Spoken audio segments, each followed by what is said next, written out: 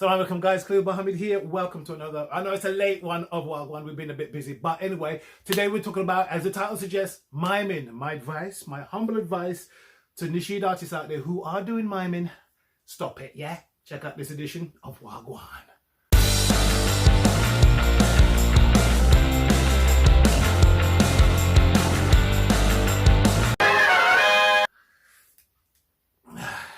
Right then guys, so we're going to talk about the old miming. Right, before we do that, make sure you subscribe and like our videos, inshallah, and of course share them. Right, now I have been, as you know, I do a bit of singing myself, and I do a lot of hosting as well these days, which is nice. And some of the hosting, while you're hosting, you're talking to artists about to go up, you're getting their bios, you're trying to introduce them and stuff. And during the sound check and other parts of the event, you find that they are singing over either their YouTube video or their backing track, which already has the lead vocal on it. It has the lead vocals already on there. So they're singing along sometimes or miming along sometimes. And this is what I want to address. I think this is absolutely so wrong. And I've discussed it with a few brothers, of course. Of course, I'm not going to name any names. So if you feel it applies to you, maybe if you find any benefit in this video, if you think my arguments are valid, then, then take it on board. If you don't think it's valid as well, I'd like to hear your comments down below. And otherwise, hear to what I've got to say in terms of this particular topic. I've been doing Nasheed since 2003, 16 years or so. And I've been all over the place. I've been to many countries, and I've been blessed enough by the mercy of Allah to see a lot of professionals doing it. Even before I was Nasheed artist, when I was in the mainstream, I was blessed to be around a lot of musicians, and I saw the level of professionalism and some people that weren't so professional as well. So I have a fairly good feel of what is what out there. So for those artists out there who are performing miming, my question to you is why, right? And how do you think that is going to benefit you in the long run, okay? Because I don't see how it's going to benefit you. It might benefit you at the moment because, okay, I don't have to think about the words, I don't have to remember them, I just have to sing. And I just have to, just get it done and get on and get off the stage and get paid, all right? If you're charging, or I'm getting publicity, which is a form of payment, right? Is that what it's all about? Or is it just a case of, well, Khaleel, what's the harm? People, they don't know who I am. My voice doesn't sound that great when I'm performing live. I recorded it in the studio with the auto-tune and the EQ, using a £30,000 microphone with a massive SSL desk, and it's all mixed down smooth with a DSO. It's been mastered in. It's perfect, better than my real quality live performance. That you might be saying that as well. Well, I've got maybe 5 points that I think you need to think about, okay? One, it's maybe 6 points. It's just unprofessional. It's simply unprofessional for you to go in any event, no matter where, who, if it's a fair, if it's a fundraiser, outdoors, indoors. It's just unprofessional. People expect you to sing live. They expect a live performance. They don't expect you to mime, okay? You're misleading people. You're simply misleading people if they go there and expect you to mime. Nobody expects you to mime. A few times I've performed on stage, and when I got off, kids have said to me, "Oh, Khaleel, where are you miming?"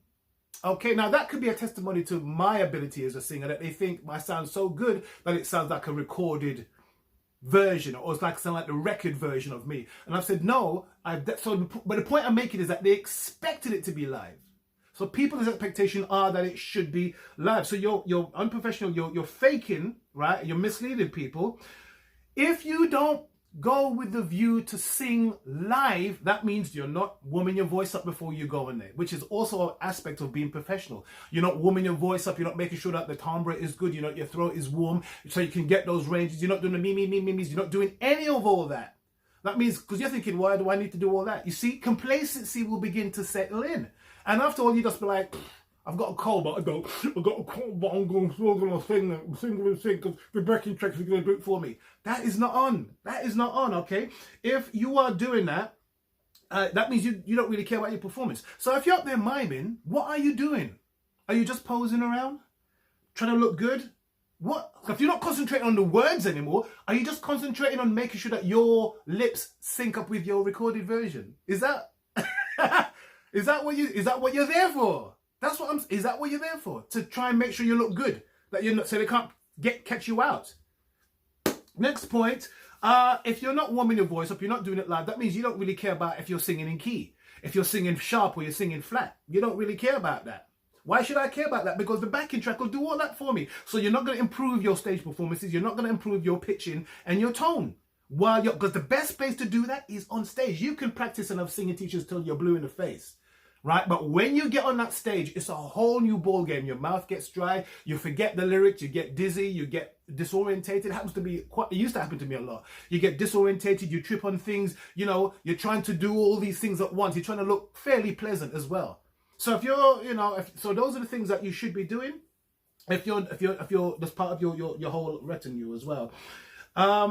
It breeds complacency and fails to push you to improve. Why should I improve if I've recorded it in the studio already? I don't have to improve. I don't have to think about my vocal performances. Now, the next question is, what happens if you go to an event and they can't play your YouTube video or your backing track with your lead vocal already on it through the PA system? What happens then? I've been to a few places and I've seen people been asked to sing a cappella with nothing, and they've ummed and ahed and made excuses. Oh, I've got a bit of a cold, I'm this, I'm that, I'm this, I'm that, I can't do it. And then when they eventually did perform, it was terrible because they've not put themselves on the edge. They've not allowed themselves to feel that pressure of what it's like to perform live and have to still deliver. So now it comes to doing it live, it was just like, he just singing, it was terrible. It didn't sound anything like his record. So you see, but if you practice more, especially live on stage, because you can't replicate that feeling live on stage anywhere else. If you practice that live on stage over and over and over, yeah, you're going to sing some bad notes. You're going to sing some bum notes, but you're going to get better as a performer, as a professional. So see, that is why you need to do those things as well. Right? Yeah.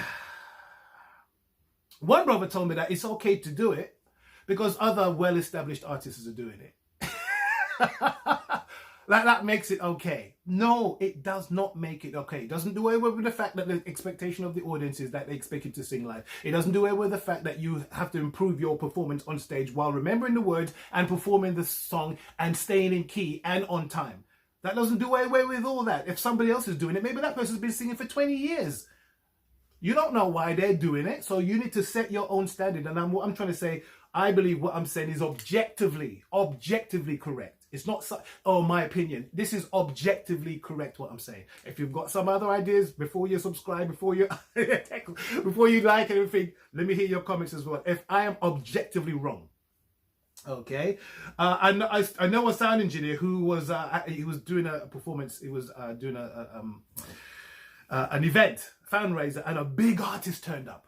This big artist, and maybe that feeds into what that brother said before. That big artist was miming, because as he was performing, the backing track went off, and he was caught going, "Oh, everything stopped." See, if you're singing live and everything stops, and it's happened to me, I'm singing live and the backing track, for whatever reason, if you're using a CD, it skips, the power goes off, whatever reason, the backing goes off. You keep singing and you'd be like, oh, and you can hear you talking through the microphone. But the minute if it just chops off like that, and you're going, you've been caught out, you've been busted, you've been exposed. So even I know, I've seen a few big people do it. It's not on, mate. It's not on. Okay. So you said to me, Khaleel, you've never mimed before? I mimed once. I mimed one time, right? I'll tell you the story why, right? We went to Germany. This is back in, I don't know, whenever. 1857, whatever, right? We arrived in Germany on the Saturday morning, okay? Saturday morning.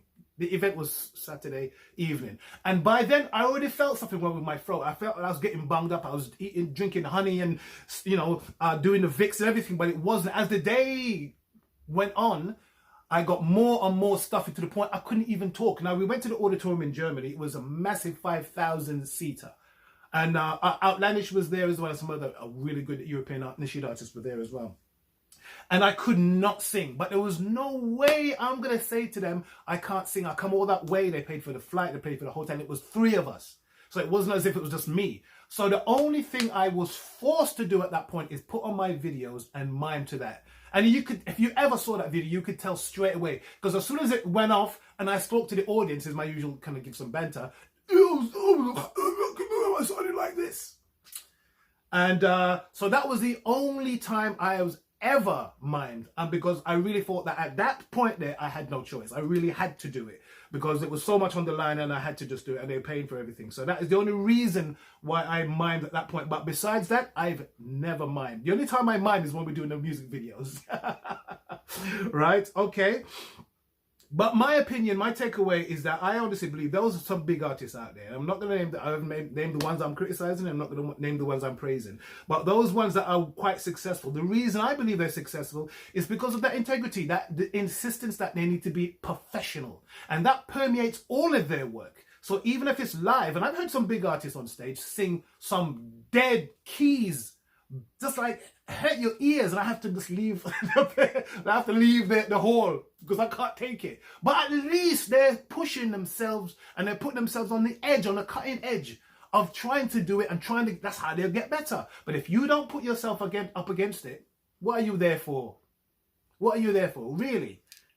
I just think it's cheating people, right? So that is reason I think a lot of artists are quite successful. Yeah. You should want to be in a position where you want to improve your skills. Yeah? And I know it's hard, especially if you just started. It's nerve-wracking on stage. All these people are looking at you on stage and all the rest of it. And you're thinking, oh, that's just the game. You can't circumvent that. You can't go around it. There's no shortcuts to hard work. You have to deal with it as it is. So taking the easy way out, using excuses that somebody else is doing it, is not going to cut it. It's simply not going to cut it. I'd like to leave you with just 2 words that I think is the most important things for those new artists that are coming up. Or if you're already doing it and you've been doing it for a while, you've got a bit of a following, you've got some fans or whatever. 2 words I would leave you with: integrity and professionalism. Integrity, you should feel in yourself, I want to do a performance which is authentic, which is from me. I want to deliver my message authentically, because everything I do is authentic. Everything I do has to be at a very high level, and I must push myself to get to that level. Second word is professionalism. Okay? You're not going to get better. You're not going to be professional if you just keep hiding behind your backing track. That is my 15,000 pence worth there as well. I'm going to ask the audience out there, the viewers, what do you think? If you go to an event and you see you can detect that they're miming, how do you feel? Do you think it's good? I don't think you're going to think it's good. Leave your comments below. I'd love to hear from you guys out there what you think about this as well. Again, if what I'm saying is not objectively true, I want to hear. Tell me why it's not true. I'm up to the challenge. Hands up, hands up. All right. Let me hear from you. Whether you're a Nasheed artist, you're a member of the audience, an organizer, a charity, whatever. Let me hear from you. Make sure you guys like and subscribe on our YouTube channel. It's been a bit busy. I haven't had a chance to do a lot of videos recently. But hey, what can you do, man? Guys, hope to see you soon. Take care, inshallah. Assalamu alaikum. And stay tuned to WAGWAN.